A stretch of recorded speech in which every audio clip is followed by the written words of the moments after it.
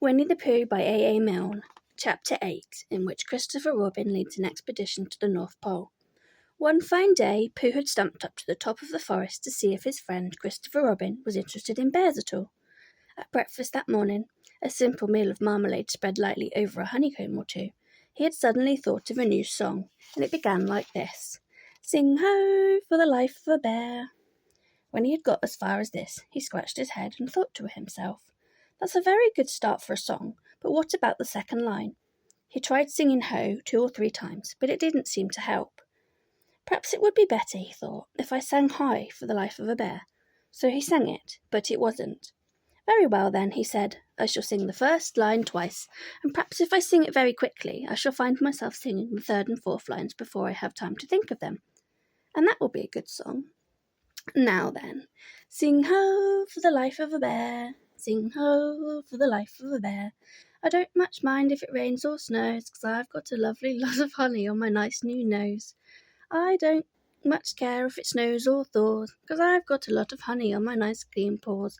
Sing ho for a bear, sing ho for a Pooh, and I'll have a little something in an hour or two." He was so pleased with this song that he sang it all the way to the top of the forest. And if I go on singing it much longer, he thought, it will be time for a little something, and then the last line won't be true. So he turned it into a hum instead. Christopher Robin was sitting outside his door, putting on his big boots.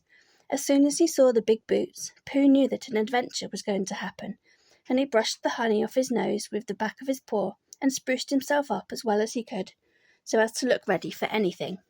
"Good morning, Christopher Robin," he called out. "Hello, Pooh Bear. I can't get this boot on." "That's bad," said Pooh. "Do you think you could very kindly lean against me? 'Cause I keep pulling so hard that I fall backwards." Pooh sat down, dug his feet into the ground, and pushed hard against Christopher Robin's back. And Christopher Robin pushed hard against his, and pulled at his boot until he had got it on. "And that's that," said Pooh. "What do we do next?" "We are all going on an expedition," said Christopher Robin, as he got up and brushed himself. "Thank you, Pooh." "Going on an expedition?" said Pooh eagerly. "I don't think I've been on one of those. Where are we going on this expedition?" "Expedition, silly old bear, it's got an X in it." "Oh," said Pooh, "I know." But he didn't really. "We're going to discover the North Pole." "Oh," said Pooh again. "What is the North Pole?" he asked. "It's just a thing you discover," said Christopher Robin carelessly, not quite sure himself. "Oh, I see," said Pooh. "Are bears any good at discovering it?" "Of course they are, and Rabbit and Kangaroo and all of you. It's an expedition. That's what an expedition means, a long line of everybody. You'd better tell the others to get ready, while I see if my gun's all right.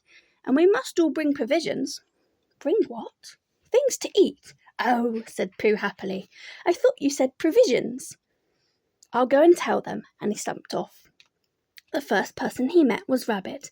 "Hello, Rabbit," he said. "Is that you?" "Let's pretend it isn't," said Rabbit, "and see what happens. I've got a message for you. I'll give it to him. We're all going on an expedition with Christopher Robin." "What is it when we're on it?" "A sort of boat, I think," said Pooh. "Oh, that sort." "Yes, and we're going to discover a pole or something."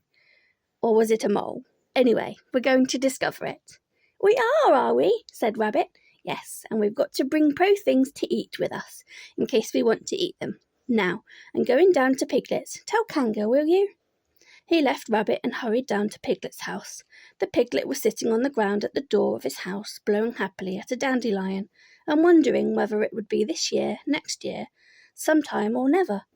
He had just discovered that it would be never, and was trying to remember what it was, and hoping it wasn't anything nice, when Pooh came up.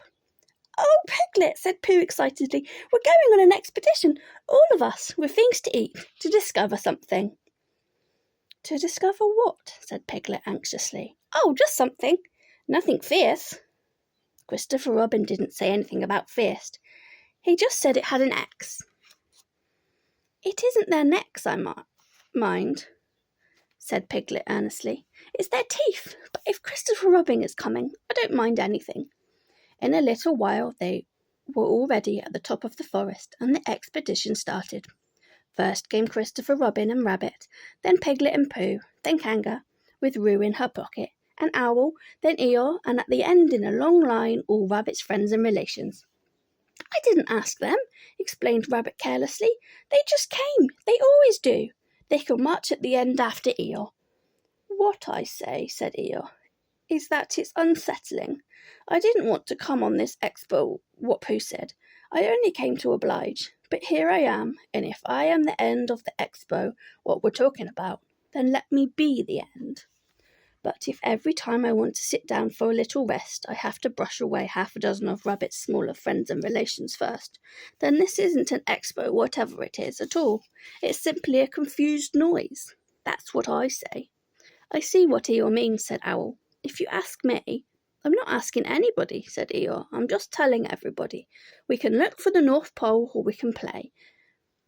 Here we go gathering nuts in May, with the end part of an ant's nest. It's all the same to me."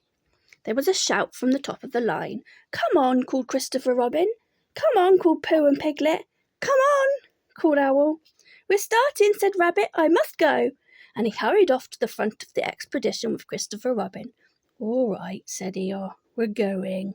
Only don't blame me." So off they all went to discover the pole, and as they walked they chattered to each other of this and that, all except Pooh, who was making up a song. "This is the first verse," he said to Piglet when he was ready with it. "First verse of what?" "My song." "What song?" "This one." "Which one?" "Well, if you listen, Piglet, you'll hear it." "How do you know I'm not listening?" Pooh couldn't answer that one, so he began to sing. They all went off to discover the pole, Owl and Piglet and Rabbit and all. It's a thing you discover as I've been told, by Owl and Piglet and Rabbit and all. Eeyore, Christopher Robin and Pooh and Rabbit's relations all went to, and where the pole was none of them knew. Sing hey for Owl and Rabbit and all. "Hush," said Christopher Robin, turning round to Pooh. "We're just coming to a dangerous place." "Hush," said Pooh, turning round quickly to Piglet. "Hush," said Piglet to Kanga. "Hush," said Kanga to Owl, while Roo said "hush" several times to himself very quietly. "Hush," said Owl to everyone. "Hush," said Eeyore in a terrible voice to all Rabbit's friends and relations, and "hush," they said hastily to each other all down the line, until it got to the last one of all. And the last and smallest friend and relation was so upset to find that the whole expedition was saying "hush" to him, that he buried himself head downwards in a crack in the ground, and stayed there for 2 days until the danger was over, and then went home in a great hurry, and lived quietly with his aunt ever afterwards. His name was Alexander Beetle. They had come to a stream which twisted and tumbled between highly rocky banks, and Christopher Robin saw at once how dangerous it was. "It's just the place," he explained, "for an ambush." "What sort of bush?" whispered Pooh to Piglet. "A gorse bush." "My dear Pooh," said Owl in his superior way, "don't you know what an ambush is?" "Owl," said Piglet, looking round at him severely. Pooh's whisper was a perfectly private whisper, and there was no need. "An ambush," said Owl. "It's a sort of surprise." "So is a gorse bush sometimes," said Pooh. "An ambush, as I was about to explain to Pooh," said Piglet, "is a sort of surprise. If people jump out at you suddenly, that's an ambush," said Owl. "It's an ambush, Pooh, when people jump at you suddenly," explained Piglet. Pooh, who now knew what an ambush was, said that a gorse bush had sprung at him suddenly one day when he fell off a tree, and he had taken 6 days to get all the prickles out of himself. "We are not talking about gorse bushes," said Owl a little crossly. "I am," said Pooh. They were climbing very cautiously up the stream now, going from rock to rock, and after they had gone a little way they came to a place where the banks widened out at each side, so that on each side of the water there was a level strip of grass on which they could sit down and rest. As soon as he saw this, Christopher Robin called "Halt!" and they all sat down and rested. "I think," said Christopher Robin, "that we ought to eat all our provisions now, so that we shan't have so much to carry." "Eat all our what?" said Pooh. "All that we've brought," said Piglet, getting to work. "That's a good idea," said Pooh, and he got to work too. "Have you all got something?" asked Christopher Robin with his mouth full. All except me, said Eeyore, as usual. He looked round at them in a melancholy way. I suppose none of you are sitting on a thistle by any chance? I believe I am, said Pooh. Ow! He got up and looked behind himself. Yes, I was. I thought so. Thank you, Pooh. If you've quite finished with it. He moved across to Pooh's place and began to eat. It doesn't do them any good, you know, sitting on them, he went on, as he looked up munching. Takes all the life out of them. Remember that another time, all of you. A little consideration, a little thought for others makes all the difference. As soon as he had finished his lunch, Christopher Robin whispered to Rabbit, and Rabbit said, Yes, yes, of course, and they walked a little way up the stream together. I didn't want the others to hear, said Christopher Robin. Quite so, said Rabbit, looking important. I wondered, it's only Rabbit. I suppose you don't know. What does the North Pole look like? Well, said Rabbit, stroking his whiskers, now you're asking me. I did know once, only I've sort of forgotten, said Christopher Robin carelessly. It's a funny thing, said Rabbit, but I've sort of forgotten too, although I did know once. I suppose it's just a pole stuck in the ground. Sure to be a pole, said Rabbit, because I'm calling it a pole, and if it's a pole, well, I should think it would be sticking in the ground, shouldn't you? Because there'd be nothing else to stick it. Nowhere else to stick it. Yes, that's what I thought. The only thing, said Rabbit, is where is it sticking? That's what we're looking for, said Christopher Robin. They went back to the others. Piglet was lying on his back, sleeping peacefully. Roo was washing his face and paws in the stream, while Kanga explained to everybody proudly that this was the first time he had ever washed his face himself. And Owl was telling Kanga an interesting anecdote, full of long words like encyclopedia and rhododendron, to which Kanga wasn't listening. I don't hold with all this washing, grumbled Eeyore. This modern behind-the-ears nonsense. What do you think, Pooh? Well, said Pooh, I think. But we shall never know what Pooh thought, for there came a sudden squeak from Roo, a splash, and a loud cry of alarm from Kanga. So much for washing, said Eeyore. Roo's fallen in, cried Rabbit, and he and Christopher Robin came rushing down to the rescue. Look at me swimming, squeaked Roo from the middle of his pool, and was hurried down a waterfall into the next pool. Are you all right, Roo dear? Called Kanga anxiously. Yes, said Roo.